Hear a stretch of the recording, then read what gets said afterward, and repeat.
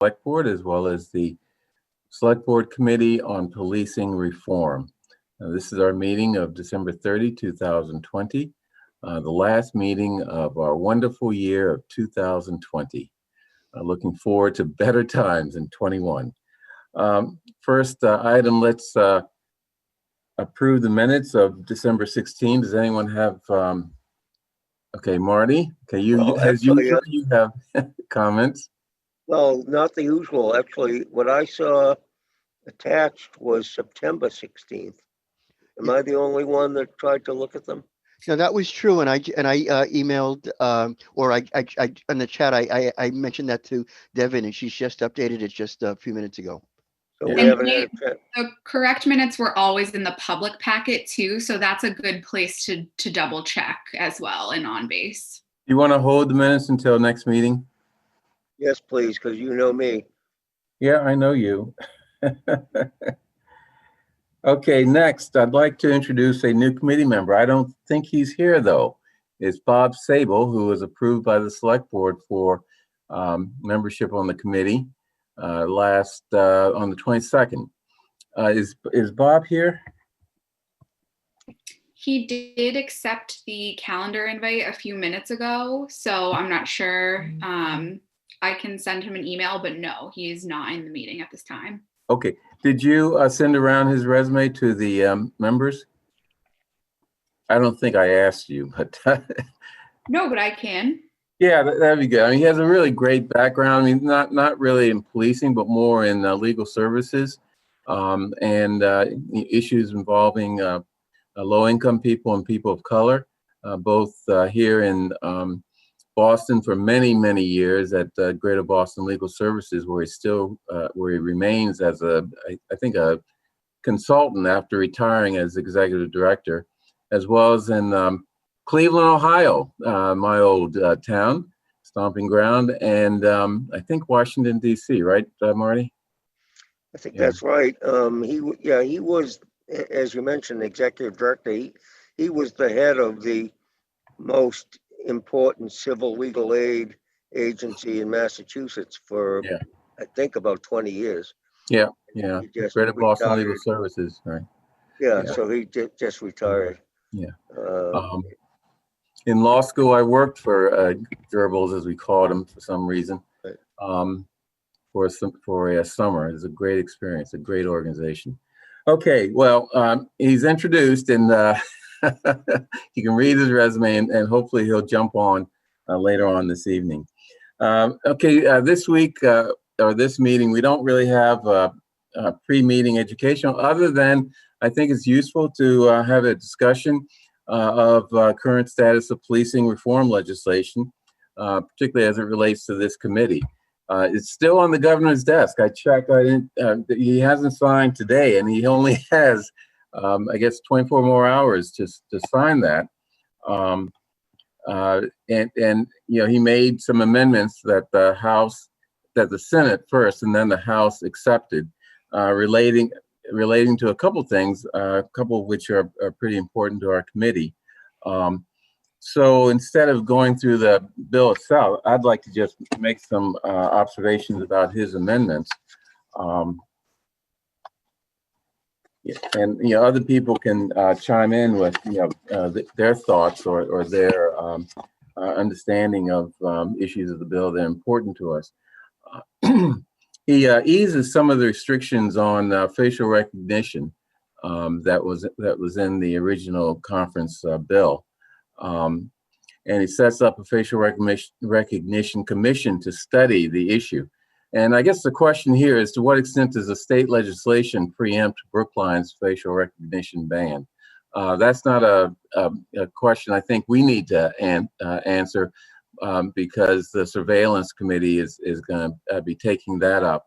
And, it's just something that we should be aware of because it does relate at least tangentially to, our work. The other thing that I think is particularly important for this committee is the issue of bias-free policing. The original bill had a definition of bias-free policing that was in my opinion, fairly general and kind of vague, which was policing decisions made by and conduct of law enforcement officers that shall not consider a person's race, ethnicity, sex, gender identity, sexual orientation, religion, mental or physical disability, immigration status, or socioeconomic or professional level. I mean, that's a useful definition. I think it's a little vague.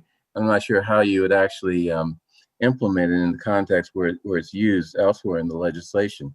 But Baker amended that so that it doesn't cover cases where an officer considers a person's race, ethnicity, etc. If any of these details is relevant to a crime. I mean, that, you know, may or may not be a significant change. He also allows actions that are based on a law enforcement purpose or reason, which is not discriminatory or which justifies different treatment. Not clear what that means, but you know, it's going to have an impact on the right established in the legislation to bias-free professional policing. Under Section 37 of the Act, you know, there is such a right, and it's enforced by the Attorney General filing an action in equity, but also you know, makes clear that qualified immunity does not attach to any violations of the right to bias-free policing that results in decertification. Or if it doesn't result in decertification, if the conduct was knowingly unlawful or objectively not reasonable. That's a great opportunity for law professors to give questions on an exam with a fact pattern that relates to this. So, you know, that's, you know, people like Marty and others and Paul Yee, right, can debate and maybe provide some insight to us about on that issue. It also impacts the section 83 of the Act, which prohibits racial profiling, which is defined as differential treatment based on race, color, etc., whether intentional or evidenced by statistically significant data showing disparate treatment. So I don't think we need to have a discussion of this, but just be aware that you know, that's that's a definition that is going to create huge numbers of problems, and maybe Paul Yee can sort of explain some of that to us if he thinks that's important. So let's see what else. The bill includes some juvenile justice provisions that I think the subcommittee on community outreach should look at. They're looking at school resource officers, and these changes will significantly change our school resource officer program, not in a way that's going to undermine, I think, you know, what we do, but will just require some changes in, for example, the memorandum of understanding, and you know, the way that the officers operate in the schools. So I see that Bob Sable has joined us. Bob, we introduced you earlier, sort of remotely. Thank you. I apologize. I had some trouble with the Zoom, but obviously don't worry. That's everyone's story. So, so welcome to the committee. Thank you very much. And you know, hopefully you've looked through the material that I sent you and the voluminous set of materials that Marty sent you, and can identify maybe a subcommittee that you're interested in working with. Okay, I have not read all 1,000 pages yet, but I'm working on it. Neither have I. So at any rate, Neither is anybody on the committee yet. right. Except Chief O'Leary's seen them all before. Okay, and you probably. At any rate, so I don't know if anyone has any other things they'd like to raise about the reform legislation. As I said, it hasn't been signed by the governor, but I assume, or at least everyone says, that he's going to sign it and we're just waiting for him to put pen to paper. Marty, you had a Oh, comment? yeah, I haven't looked at it, to be honest. I mean, I've looked at it a little bit over the course of the last 6 months, but the one big question that I have that I haven't yet looked at myself, and I don't know if anyone has, like, Michael is usually a step ahead of me, is the impact of the accountability process that they're putting in for civilian complaints, All right. how that would intersect with our current process in Brookline, as well as the things we're talking about in Brookline. I don't know if anyone's looked at that, or Yeah. I'm just not sure. I think it certainly puts an extra layer on top of what we have here at the state level. But what I have not looked at is whether it has any impact on our current model. Yeah. Yeah, I mean, the provisions are fairly, complex. I haven't really been able to dig through and figure out how it relates, but I think we should just proceed with our work. But I hope every member, reviews or skims through the legislation to determine, what provisions impact the work that they're doing in the subcommittee. The other thing is, I was pretty disappointed that, I mean, I've tried for about a decade, along with Jack McDevitt and some other groups, to get profiling statistics reinstated statewide. As I've said before, Brookline was the first in 1997. Last I talked to McDevitt, there were 50 communities, and there's been efforts going on for a decade to try to get it done again. Came up in the context of the hands-free cell phone bill, and some people like Byron Rushing were pushing to get that included, but they failed on that at that point as well. So I had hoped that this bill would include that, but it's a tough nut to crack in all but 50 jurisdictions, including Brookline. Yeah. So. Yeah. Hey, Paul, I don't mean to put you on the spot, but I was wondering if you had any thoughts on the definition of racial profiling, which is differential treatment based on race, color, etc. And the interesting words to me is whether intentional or evidenced by statistically significant data showing disparate treatment. I mean, I know that's an issue that we've been discussing in the in your subcommittee on Right. civil rights and et cetera. But as a former judge, I mean, do you have any thoughts on that? So the way I understand it, it's discrimination can be intentional or it could be disparate impact. That would be a question of proof. All right.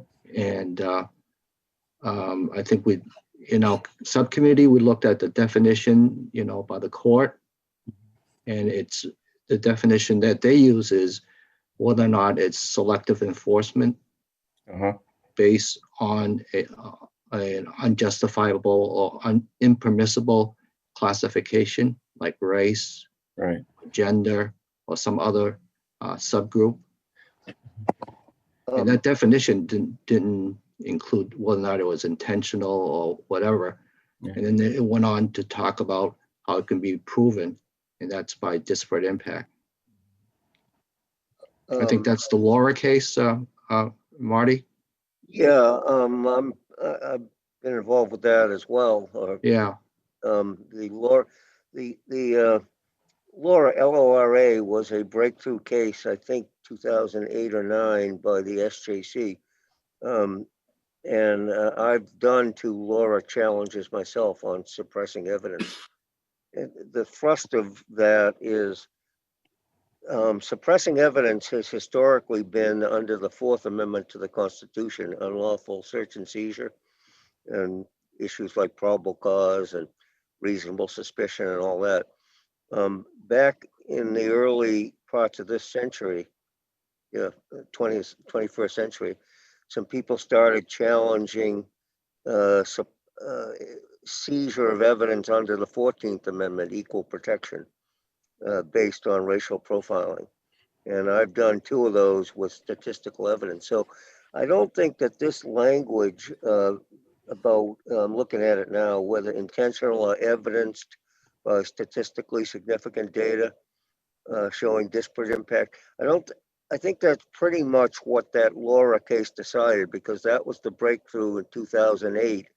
There had been 1 or 2 cases elsewhere.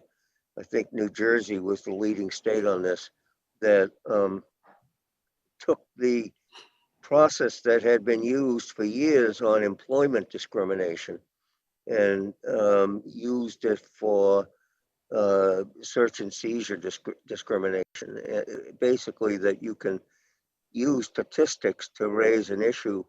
And if you have sufficient statistics that show disparate impact, you shift the burden to the other side to give an adequate explanation why that's true. So to make a long story short, I've done this twice on individual officers showing disparate citation records in jurisdictions that had them. One was the state police, and that has allowed me to present statistical evidence in both those cases. The problem with that Laura case is that it also found, along with 2 companion cases that day, that you cannot just compare the profiling data to the census population. You have to have driver population data. And that was the flaw in the actual Laura case itself, which happened in Auburn with a major interstate going through the town, and the census data was deemed irrelevant. So that's a separate issue, and that's one reason why I've been pushing for us to get a DPE, that's driver population estimate study, for us to really get a grip on whether our motor vehicle citation data is out of whack statistically. And I know that I've talked to Dan about that, and there may be an issue whether that could or should be done during the pandemic, because it may skew the data, and this may not be the time to do it. And maybe we could, is there any, can I ask if Dan has an update on that, Chief O'Leary? I still think that the traffic is negatively impacted. I'd like to, I think I'd feel more comfortable if we got an accurate survey done. I think the survey is critical to get done, especially given the language that from that case. And then there's a recent case too that just came out about 2 months ago, maybe. That's all pointing to the same thing. We have the statistics, but we need a valid benchmark. And we've had a lot of discussions, you and I, about what is and isn't a valid benchmark, and our census data is not. All right. So yeah, that's a question if we could ever get to hear from McDevitt. I mean, he could talk about that, as well as whether or not the pandemic means this is a bad time to do it. Oh, yeah. So anyway, this is an issue that Paul's committee will be taking up, and it's also an issue that I think permeates all of our work, and including the work of the task force, which looked at some driver data from the transportation department, which I think, we analyzed and determined, was not a good benchmark either. Finding a benchmark is not going to be easy. Although the study, I guess windshield study is what Marty was referring to, may be a good approximation of a useful benchmark. So. Well, the courts have accepted windshield studies if they're done by professional people that know what they're doing, including in 2 of my cases. Yeah. Okay. Good. Okay. Unless there are any other discussion of the reform legislation. Bernard, I don't see him here today. He's probably taking the week off like most reasonable people, except for us. Is Michael Downey? He was looking at the legislation. Do you know if he still has done any of that? I don't know. I should have asked him at a meeting this morning, but I didn't. He's not. Let's see. I don't see him anywhere. No, I know. I guess I'm wondering if there's any chance by our next meeting that somebody could do a comprehensive look at the legislation and pick out a half a dozen things that we should be aware of. Well, I think the materials that I circulated from Senator Brownsberger's office, do that. I mean, they're very, Well, wasn't detailed, that thorough. before the amendments were accepted? Yeah. So yeah, they have to be updated, but at least that can be a start. And I'm sure that he's going to send out an amended or an updated information as soon as the governor signs. And once I find that, I'll circulate that around. I mean, look, we're not going to be analyzing the legislation in detail in this committee, but I think people just need to be aware of that legislation and try to figure out where it intersects with the work that we're doing. So that's all I'm really encouraging. Any other comments before we move on?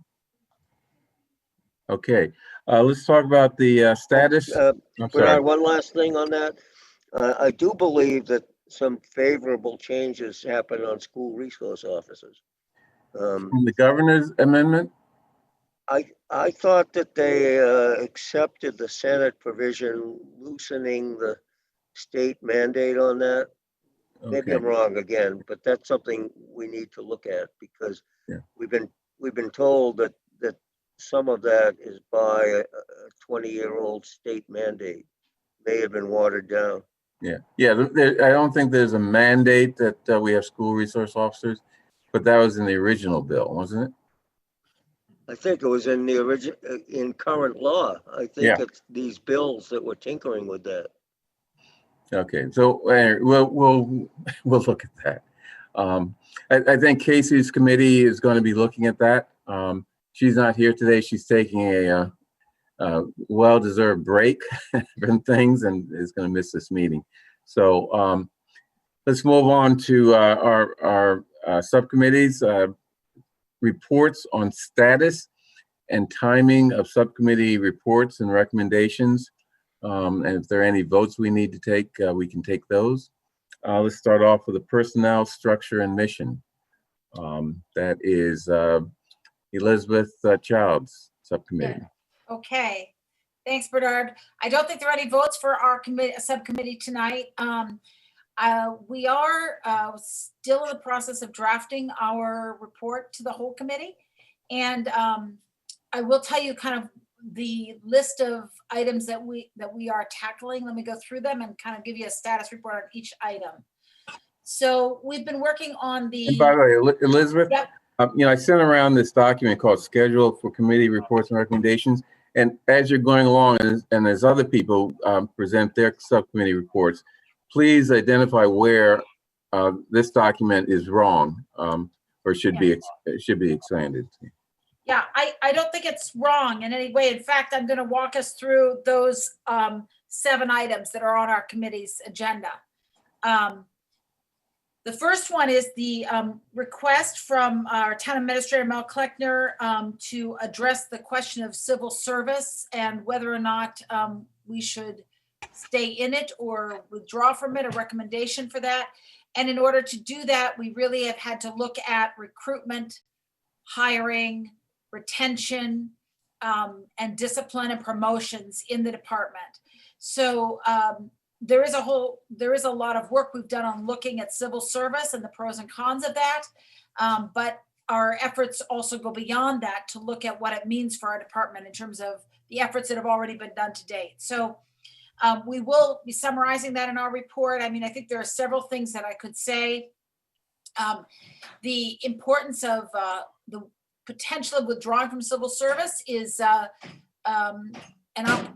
goal would be to improve hiring and streamline hiring and increase flexibility and the ability to bring in the people we want and to do it more timely. The question of that won't solve a retention problem, but it might help on the hiring end of things. The department has already done a lot of effort over the last 10 years in hiring and to expand its hiring with diversity. And we actually have some data on that is it's quite compelling actually how much they've already done to improve hiring. And I think it's important for the town citizens to understand that. The recruitment efforts have already expanded have already also been something they've worked hard on, but we are identifying a couple places in recruitment that we might be able to improve, particularly around high school, reaching out to high school students and improving that. The hiring, there are issues with the civil service. If our recommendation is to withdraw, then we would have to propose how we would do that and what would be involved in doing that. On retention, And what we would replace, what would replace that, right? How we would replace that in a fair way so that we could get I love Dan O'Leary, I'm going to quote you. Dan said, you hire good people. We can train them to be police officers, but you have to get the people in the door that are really excellent people for our department. Some of the places that in the civil service questioning would be, how would you make sure that the exam process was fair? I would remind people we already have a due process clause in our contract. What do you call that clause? It's the clause where you can be relieved for due process. Just cause. Just cause. Thank you. Yes. So we already have that in our contract now. And there are some retention issues that civil service wouldn't help with. And we actually had a wonderful meeting with Michael Keaveney. He was terrific in helping us understand some of these challenges for the department, how to hold on to good people, some of the differentials in Quinn stipends. As people might remember, when the Quinn Bill, when the state stopped funding the Quinn Bill in 2010, that left the cities and towns on the hook for any Quinn stipends. And so people who were grandfathered in do have a different Quinn stipend than people who are since that time. And that's a differential that does affect retention, or potentially affects retention and morale.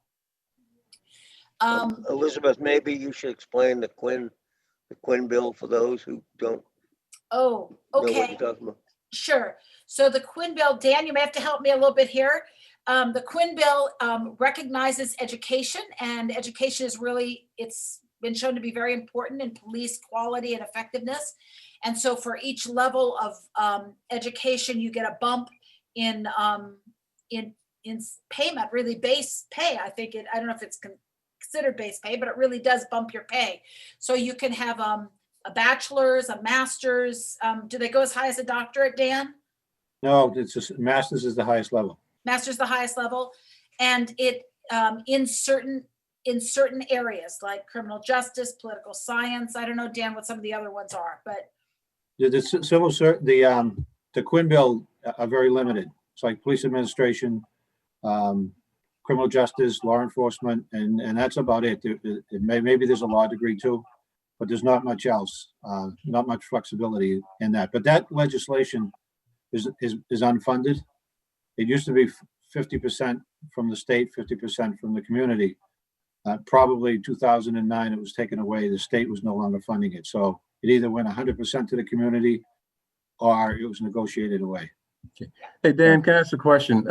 So one of the things that Ann Braga raised today, or observation she made, was that the Quinn Bill really has a focus on law enforcement type studies, as opposed to what some people call soft skills, which are really the more important skills in many contexts, and that is psychology, I guess sociology, and other things that really make for a quality professional police officer.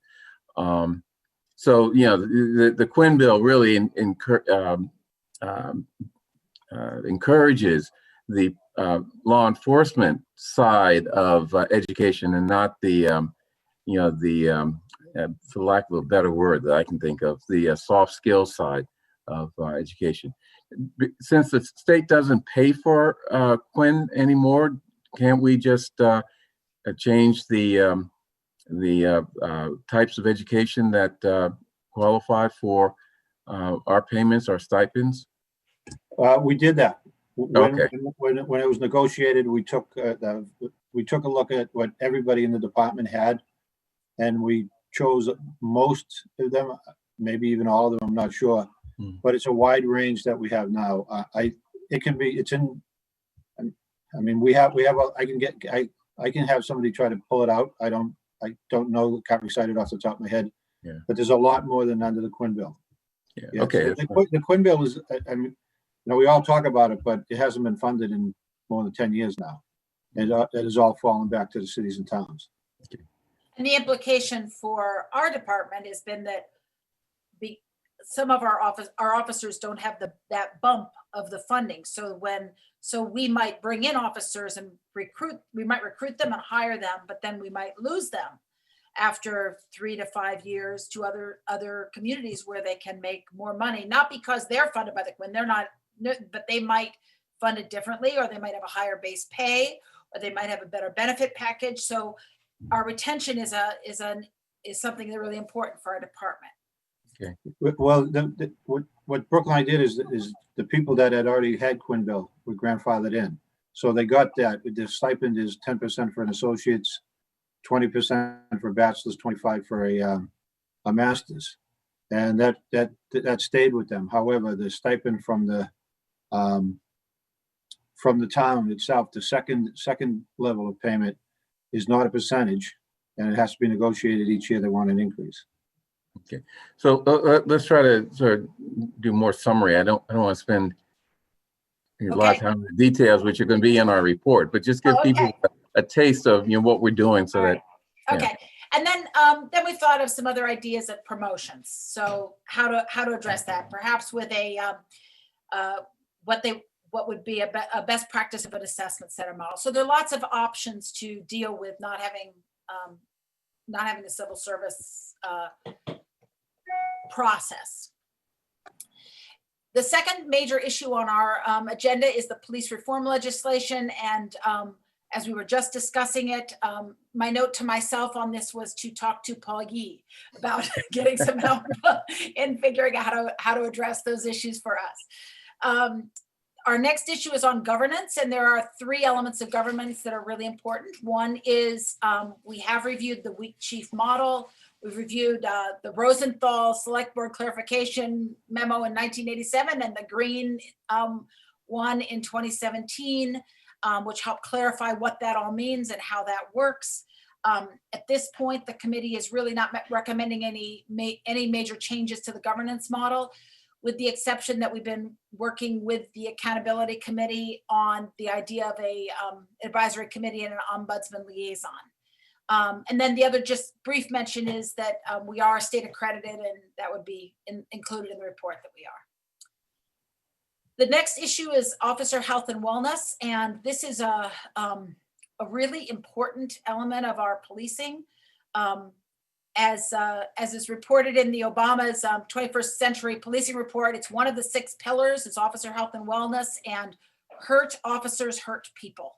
So making sure that our officers are healthy and well and functioning is critical. We have several existing programs. We summarize those in the report. We make some recommendations on how to improve that. We acknowledge the impacts of stress on performance. And the other thing I would say is that the officers themselves are incredibly receptive to efforts to address stress and wellness, and in fact, have given really positive responses when we've done some very basic health and wellness seminars for them. So there's a lot of room to, I think, expand on that. And morale here is important. Morale affects quality of performance, the ability to think clearly. And so I think addressing the importance of maintaining good morale, especially in the environment we're dealing with, is something in our section of the report. Then we move on to officer education and training. We have a couple case examples in Brookline of where de-escalation training in particular made a tremendous difference in outcomes. There were a couple cases, and we will highlight those as much as we're allowed. Dan, you have to help me with making sure it's we don't want to share anything we're not allowed to share about those cases, but our officers credited their de-escalation training with really excellent outcomes in situations that could have ended up with somebody getting seriously hurt. And I think we should give those as examples so people understand how the training works in action. We'll also highlight here how Brookline is a technical training center for de-escalation training for officers, and that we already train our dispatchers way beyond the typical standard of training. There are opportunities to improve that, and we will talk about that. And then our final section is our mission statement, which we are just in the process of doing some assessment of making recommendations for revision. So that's basically the format of that report. Thank you. No problem. Briefly or quickly. See, every time I raise my hand, someone says briefly. I don't know why that is. You should say raise your hand less. But so I've brought this up before, and I still am not clear if there's an absolute negative answer on this. Whether we can look at possibly a home rule legislation to impact civil service as it applies to only hiring and promoting, which is what I'm more concerned about than the disciplinary process. Yeah, I think that we'll probably propose maybe more than one home rule initiative to the select board. Yeah. So is that something, Elizabeth, that you folks can or will look at? Michael Downey's been helping us on this, and he's been clear all along, Marty, that he thinks that there is no way we're either all in or we're all out. Well, all right, maybe. Well, I think what Marty was thinking about is, for example, Dan O'Leary's proposal a number of years ago to the legislature to allow us to consider broader view of residency residency. Well, that's an example of, and just Metco, for example. Yeah, I didn't mean to interrupt, but that is an example of what I'm talking about. Yeah. It seems to me that, politics is not a dirty word to me, and we can mention politics here. The politics has shifted on police issues. Obviously, that's one reason we're here, and we have the task force. And I think that there'd be receptivity at the State House to increasing diversity of police departments and giving local jurisdictions an option to do that. And so I would pass on to Michael, who's strictly a lawyer. I'm a lawyer, but not strictly a lawyer. That this may not be politically hopeless. Right. Good. Okay. Okay. Thank you. We'll keep it on the agenda, Marty, because I know it's a consideration. Yeah. Okay. Next, accountability. Mr. Zurab. All right. So I'll give the update. We've still been meeting on Mondays. We've met twice since the last meeting of the full committee. We heard from Lieutenant Paul Campbell, who's the internal affairs officer of the police department and who investigates civilian and other complaints at one of our meetings, not the previous meeting, but the one before that. And at our most recent meeting, we spent more time talking about the complaints policy and the proposed, what I guess the working title is, Police Commissioner or Police Commissioners Advisory Committee. So yeah, as far as the work plan document, I think it's broadly accurate in summarizing the majority of the issues that we're working on. It's being focused on the complaints policy, evaluating it, comparing it to other jurisdictions, and proposing reforms to it. I think we're also, one element of our committee's work or subcommittee's work has been creating and implementing a form for more general civilian feedback on encounters with the police. So that's one other thing that our subcommittee will include in its report, in addition to the complaints process and the proposed standing select board committee. I saw that your draft, Bernard, of that you circulated this morning was in the packet. So I'm curious if now is a time when you wanted to discuss the police commissioners advisory committee and with the full group or not. But otherwise, we're still working on that. And Marty and I in particular are working on changes to the complaints policy. Yeah. I think, we should probably give people, I mean, unless you want to discuss it, I would think that we should give people an opportunity to sort of digest that, and, the subcommittee, an opportunity to, see where they come out. What do you think? Bernard, I would urge that as well. I found it very thoughtful, even though it adopted some of our ideas as well, but A lot of your ideas. it was quite thoughtful Ideas for the task force.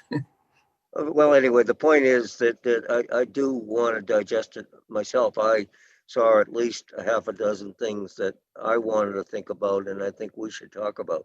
And the other question I have about that, which we can't resolve now, is, as I said Monday at the accountability meeting, I'm open to that being done by the select board, but I still want a bylaw for the fall town meeting. And in any event, though, that it seems to me that whatever this committee wants to propose should have a public hearing.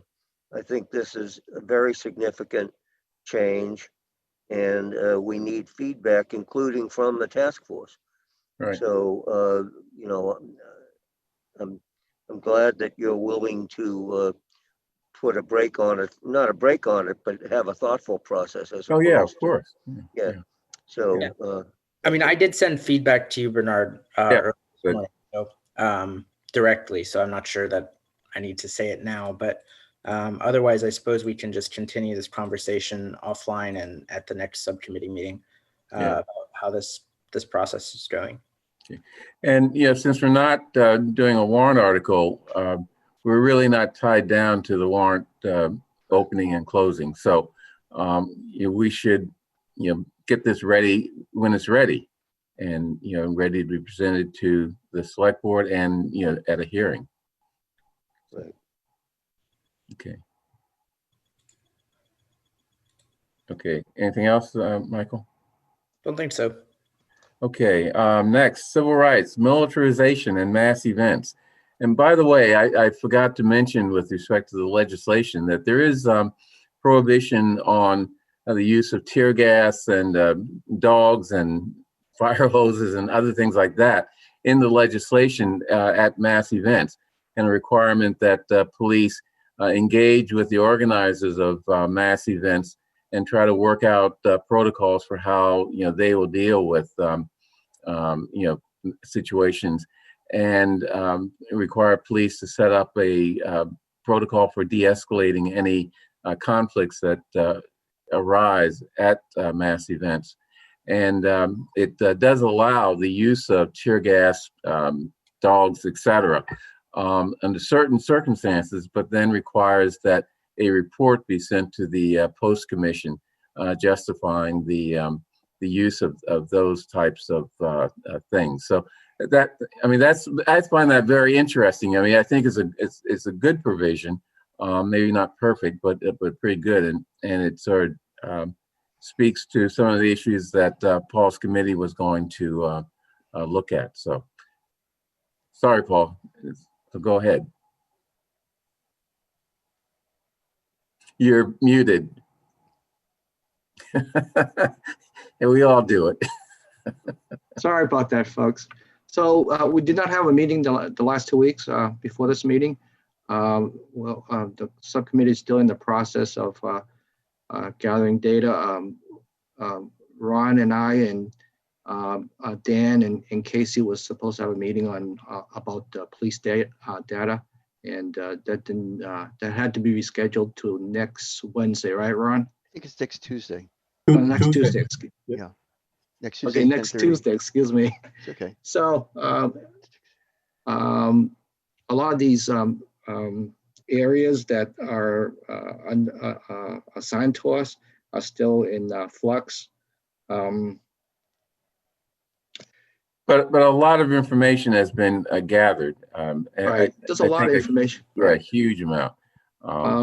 So some of the information that has been gathered is about obviously about the traffic stops, the field interrogations. What I did was go through all the annual reports and racial disparity reports. There's a plethora of information in there. The arrests.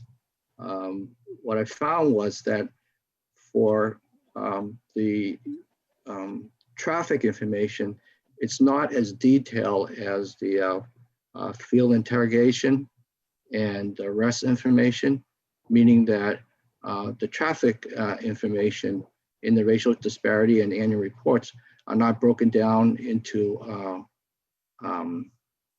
residents and non-residents, while all the data for field interrogation and arrests are broken in. And the reason I mention that is if we look at the data between residents and non-residents,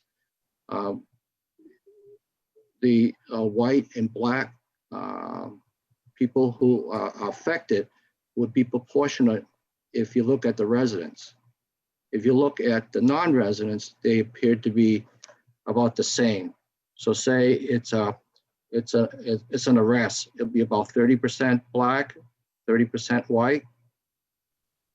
So we would expect that it would be more white than black.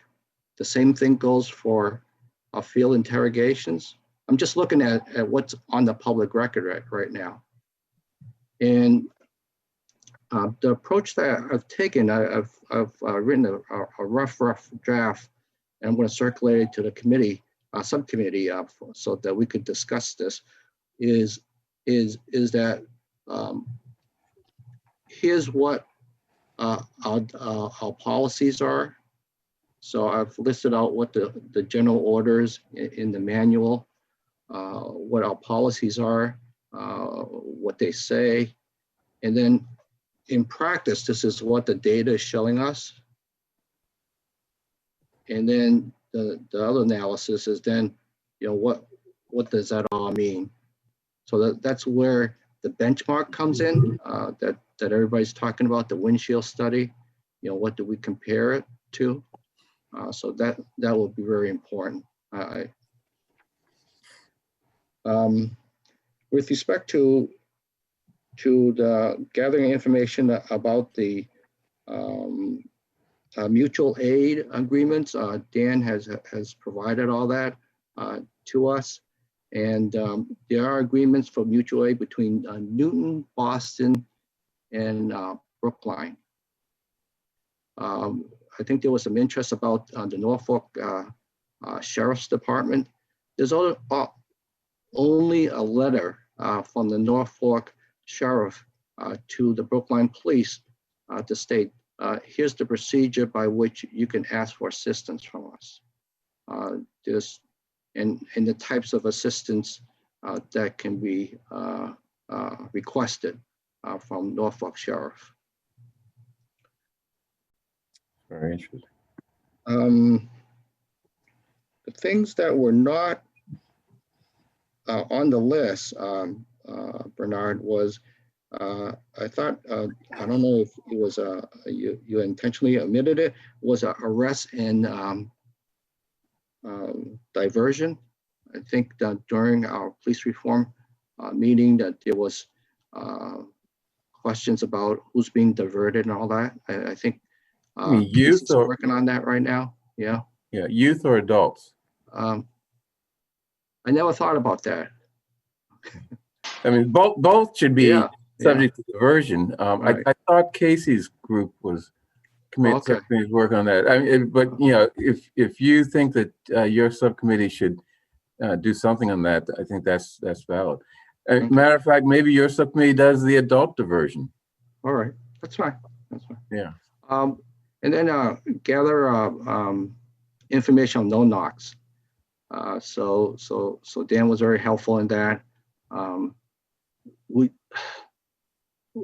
don't have actual records of our search warrants, the way I understand it, and we had to get the the number of search warrants from the Brookline District Court. Is that correct, Dan? That's correct. Okay. I looked at the section in the manual on search warrants. And there's something about it's supposed to be logged in and everything. We can discuss that in our subcommittee. And I just wonder if that policy wasn't used in practice. So, but there's only been one no-knock warrant that the Brookline Police Department can remember, and the no-knock warrant was the Brookline detective was the affiant of a search warrant. So for a search warrant application, there has to be an affidavit to support the facts for issuance of the search warrant. So the Brookline police detective was the affiant, and the warrant was for premises in Rosendale for a dangerous individual, to apprehend a dangerous individual. So there's been no knock warrants that the Brookline police can recall. And by the way, the legislation addresses no-knock warrants also. So I don't remember exactly how, but So you should look at that. what I found out is that the most of the warrants are administrative type warrants for keep of the records, and therefore investigation of financial or cyber crimes. So if somebody uses the internet to facilitate a crime, or somebody has the police need to investigate ISP address for a computer or the like, the Brookline Police Department can send out administrative warrants or keep of the records warrants. And they're mostly for the past 5 years, that's what I've asked for is administrative warrants. And there is a section, a few, each, except for 1 year, there's a few, we don't know what they were for. All right.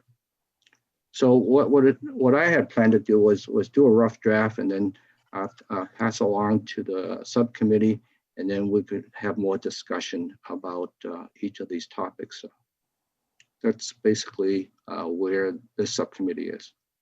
Right. Okay. Anything to add or anything? No, I don't have anything to add other than to just refer you to and refer the committee to section 94 of the legislation, which limits the issuance of no-knock warrants to instances where the life of the officer or someone else would be at risk if they were to announce their presence, and prohibits no-knock warrants where minors or seniors are reasonably believed to be at home. I don't know if that addresses the risk that you had in the Breonna Taylor situation, which is why we're talking about no-knock warrants. But you know that's we should look at that and see if we have anything to add. Marty. 4 very brief comments. Very brief. On no-knock, I believe last I looked at the police manual does not mention anything about no-knock warrants. Chief O'Leary, do you think that's correct? Or? No, there is mention of it in there, yes. Yeah. All right, I did a search for the word knock, and sometimes those don't work that well. But No knock with a hyphen, probably. I don't know, maybe I did it wrong, but I guess. It's another section, search warrant. Okay, well, anyway, I think whatever's in the state bill should be incorporated into the manual as well, even though that may seem duplicative. I guess. All right, so the second question is, I have worked a lot on the diversion piece. In fact, when I was on the Sentencing Commission a couple of years ago, I proposed legislation from MACDL, the Criminal Defense Lawyers Association, on diversion. So I'd like to be part of that discussion. I think I have some ideas. In Norfolk County, it's largely a police well, the police play a big role in diversion, but it's largely the district attorney that has to be nudged to do diversion and keep something off a Cory record. So I'd welcome participating in that discussion. And that reminds me, the meeting Tuesday is in the morning, I think, and I was hoping to make it, but I have a First Circuit argument in the Alston case. Is that meeting in the morning on Tuesday? Right now it's set for 10:30 a.m. Okay, well, anyway, maybe it's too late to make it afternoon, but in which case I'll just try to make your next meeting. But and lastly, when Paul mentioned the word data, I actually forgot to ask a question to Elizabeth. I'd like to, do we all have the hiring and promoting data that you mentioned? I don't remember seeing it, but I'd like to see it. You don't have it yet. I just got it from Dan. Okay, Dan, great. Is that something we can circulate to the whole committee? That one, the data, is it clean enough data? As long as you use the one with the logo on it. Right, the heading. Yeah, okay, yeah, but we could circulate that to the whole committee now. Thank you. Yes. Yeah, okay, yeah, we can send that to you, Marty, no problem. So Devin, could you make that available to both committees? Yes, and this is just a reminder to everyone, if you want something shared with the whole committee, you should always CC me so that I can keep it in our master files. Will do. Okay, next, community outreach, youth and non-traditional roles. Casey is taking her much needed rest and relaxation days, I don't know. Let's see, Michael, you're on that committee, right? I am. Can We you? have- Okay, you're having uh, connection problems. we haven't met since. Am I better now? Yeah. Okay. We haven't met since the last meeting of the full policing committee, the reforms committee. My impression, as far as some outstanding items, are that the walk and talk survey has been distributed, and I believe responses are being received by Caitlin Starr, who is entering them, who's from the Office of Diversity, who's entering them into a spreadsheet for analysis in early January, is my impression, or early to mid January. Otherwise, there's not much else to add because we haven't met. That we've spent a lot of time talking about homelessness and how that has become a more salient issue here, and how the burdens of managing it have fallen on the police department. And I know that Casey is forming a kind of task force with some other stakeholders and public health and the Brookline Foundation to try to get a handle on that kind of evolving issue. Other than that, there's not much to report. Yeah. Can Caitlin tell us something about how she's doing with the data entry for the survey? Sure. Hi. Hi. So I am working from home. So I've been going into the office once a week to pick up the batches of surveys that the health department puts aside for me. So far, we have 25 responses, but I'm going back tomorrow and I expect there will be more since I went in early last week and it's been almost a full week and a half since I've been in. So I'm assuming there'll be a big batch for me tomorrow. And right now it's just my basic overall knowledge of the responses we're getting is it's pretty much 50-50 right now between the program being a positive and the program being a neutral. There haven't been very many negative responses about it, more neutral and positive so far. And that's just from the 25 that I've gotten and, put in. But so I'm going to pick up the rest, pick up more tomorrow. I'll go again the end of the first week of January, and then I will put together the final report and analysis to have for this whole group. Or I guess I go to the subcommittee first, Michael. Yeah, do that. Yeah, that works. Thank you for doing that. Yeah, great. Thank you, Caitlin. Okay, anything else on that? Okay, let's move to mental health and substance abuse. Elizabeth again. Okay, the sections that you have given us in your subcommittee reports, recommendations, I think are correct, Bernard, both of those. Okay. And I would just explain to the whole committee that we got started late, so we've only had one full meeting and we have another one next week. And then we're going to be meeting through January, so we probably won't be ready to report out until the beginning of February, I think, for this particular committee, just because it's going to take us that long to get all the information together. We started out with actually hearing what the Brookline Police Department already does in terms of linkages for substance abuse, mental health, how they respond to homeless individuals.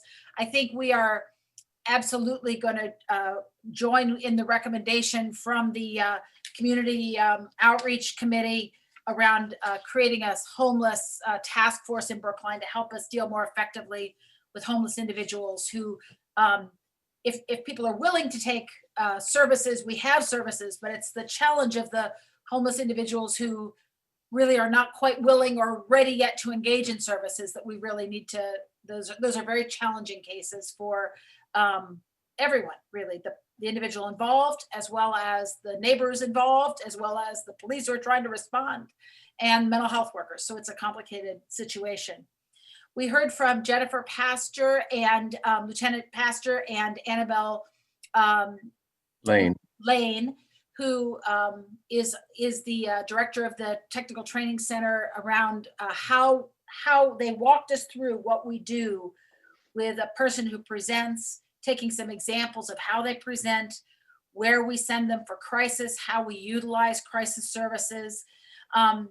And it was very helpful. And there are clearly some ways that we might be able to enhance those and deepen those linkages. One thing that was very obvious to me in the conversation was how important the relationships are. And this gets right back to the value of retention. When you have an officer like Lieutenant Pastor, who's been in the town since she was a kid, she's been on the force for, I don't know, Dan, maybe close to 20 years, right? Yes. Those relationships that get built over that time are so valuable when it comes to intervening with people who have mental health and substance abuse issues, because it's not just an unknown person calling up and saying, I need some help for this person. You have somebody who's a known entity calling a known person, and it makes a huge difference to help families and individuals. And Annabelle is very well trained. She's now got her license in social work, and she's full-time with the department. That's really quite remarkable. So she's able to be available frequently. We also were lucky enough to have at the meeting the co-chairs of the parallel committee for the reimagining task force. Almas and Ann were there, and that was very helpful to have their input about what they're doing. I think there's a lot of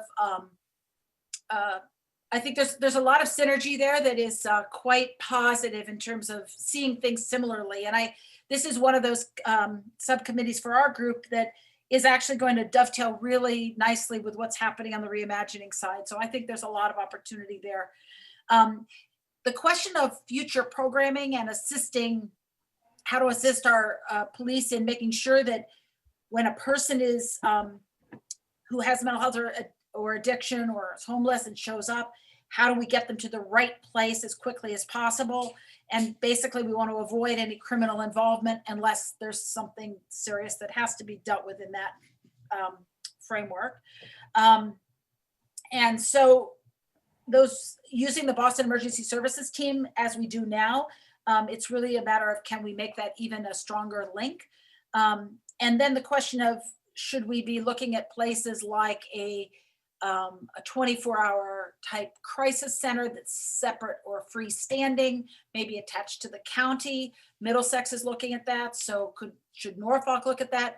But our location actually makes us much more likely to have a stronger linkage with the Boston Emergency Services teams, which already have crisis beds and 24-hour services and assessment, than being connected to something that's happening out in Westwood or Dedham. So there's a logic here. Even though we're part of Norfolk County, it might be, and we would certainly participate in something like that.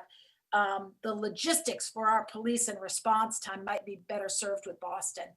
And Michael brought up the issue on the committee about how we want to make sure we are at the right level of government here. If this needs to be a town municipal effort or a county effort or a state effort. And right now we're working at the city and municipal level, supported financially somewhat by the state. So the other question came up about a day program that would be available to people.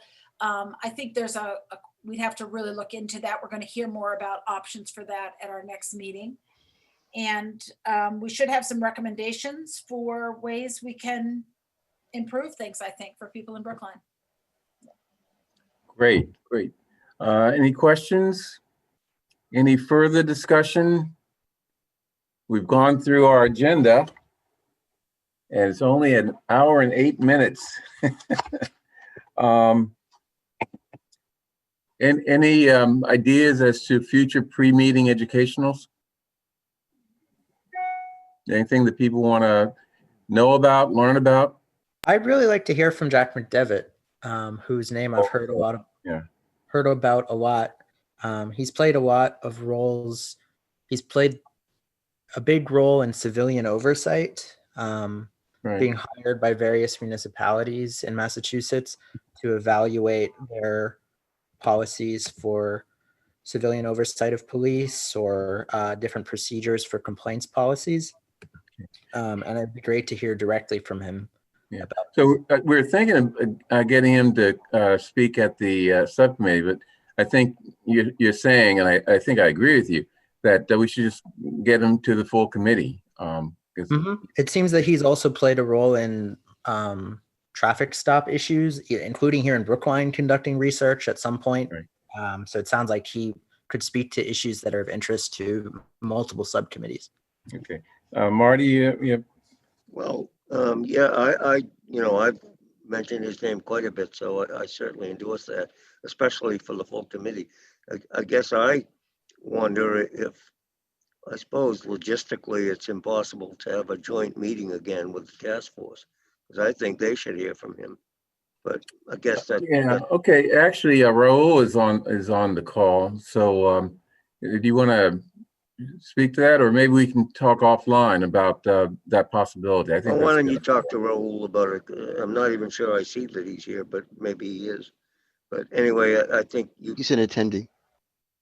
Okay, well, in any event, I think that the two of you should discuss that, but I certainly endorse our full committee having him come in. As I recall from Chief O'Leary, this month was a bad month for him anyway with his Northeastern obligations, but hopefully January will be better. Okay.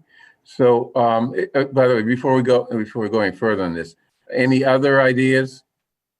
I'm thinking that we try to get McDevitt for the next meeting, which is January, when is it? 12, 13? Okay. 13. I mean, unless there's some other ideas for that meeting, does anyone have any objection to trying to schedule it for that meeting? I think it's a good idea. Yeah. Okay. Same here. I'm in favor. Okay. So let's try to set that up. Dan, could you do that? Okay, because you have best relations.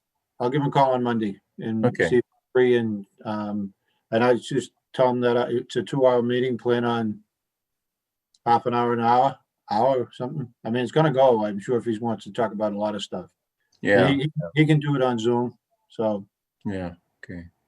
One additional suggestion: if he's tied up that night, maybe ask about 2 weeks later. Yes, I will try to firm a date with him.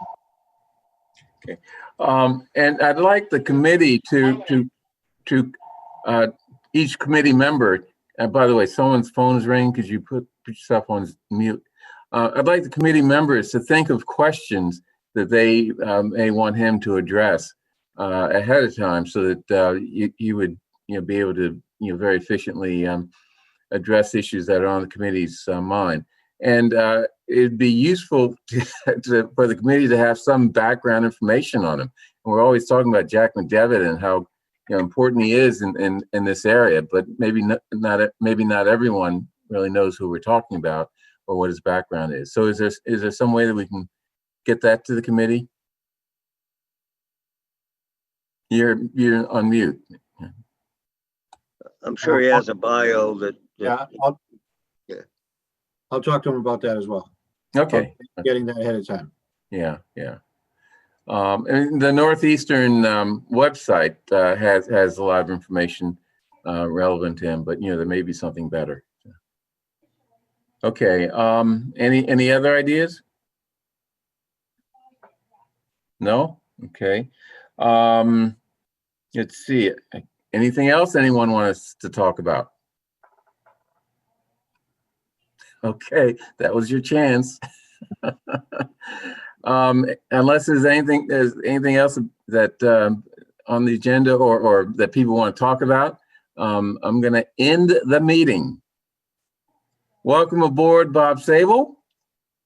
And Raul, I'll give you a call after the meeting's over, and we'll go from there. So, good night, everyone. Have a great New Year's, but safe New Year's. Don't go out to Times Square, foolish things like that. Hopefully 2021 will be a great year for you, as I'm sure it's going to be at least a better year than 2020 was. So, good night, everyone. Okay. Thanks. Night. Thank you.